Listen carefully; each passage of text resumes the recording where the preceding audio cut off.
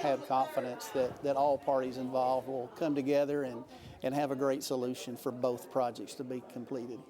Hueytown's mayor weighing in Tuesday night after city leaders unanimously passed a resolution in support of completing the Northern Beltline. Now, it's the latest move in a growing debate over land use in Bessemer and whether a proposed data center could block the Beltline's future interchange. Now, a regional transportation group, they're asking Governor Kay Ivey to go ahead and step in, saying Alabama shouldn't have to choose between the two projects. Now, let's go ahead and hear from you. What project do you prefer for Alabama's future? Go ahead and scan the QR code right there on your screen, or you can go to abc3340.com to vote. ABC 3340's Valerie Bell. She continues to press for answers here and spoke with those pushing for a solution. The Birmingham Northern Beltline is a crucial project, not just for local communities, but for our state and for the entire region. This is one of the most important infrastructure projects in the history of the state of Alabama. For decades, Alabama leaders have pitched the Northern Beltline as a transformational project, the missing link to connect communities, grow industry, and expand freight access across central Alabama.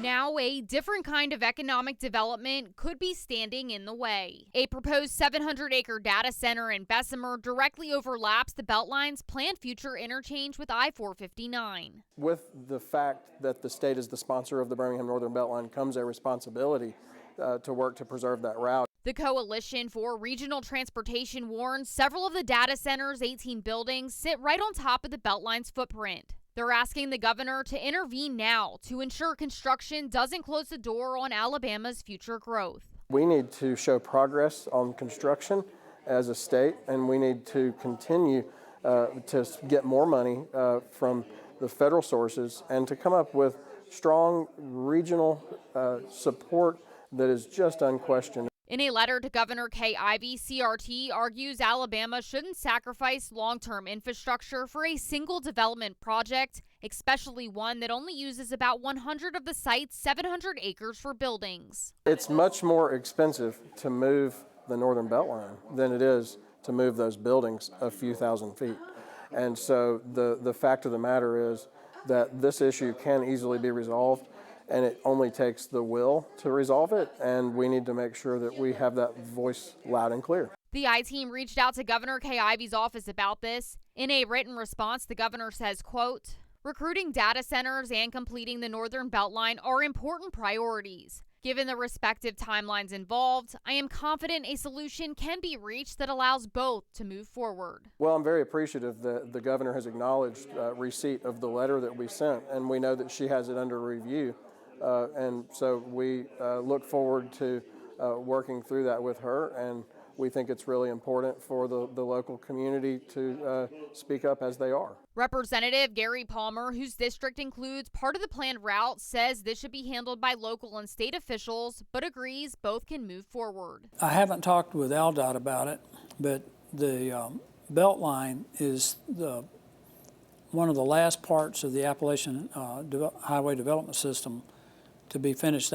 So the funding comes out of that, and it can only be used for that. So I don't know, I haven't looked at where the intersection is and where it would have to go if you had to move it, but I think that's something that AlDOT and local authorities need to work out. Palmer says the Beltline isn't just a roadway, it's part of a larger push to compete nationally in technology and attract major investments. I think what they're looking at is building the big data center there, and one of the reasons I push so hard for the Northern Beltline is I think Alabama has a chance to compete with anybody in the country as a technology state. Absolutely. If we can create an area where tech companies can come, I think we can build a technology corridor, create one between Huntsville and Birmingham that will rival anybody else in the country.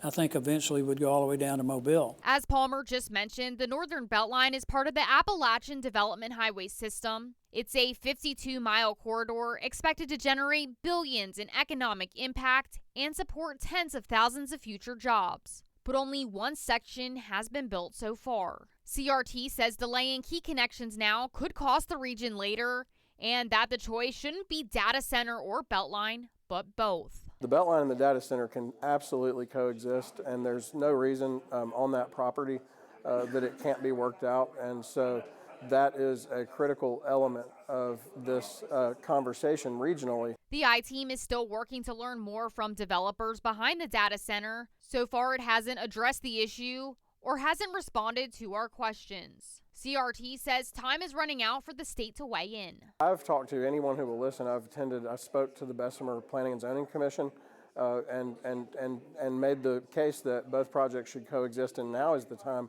to allow for that, and now is the time to plan for that.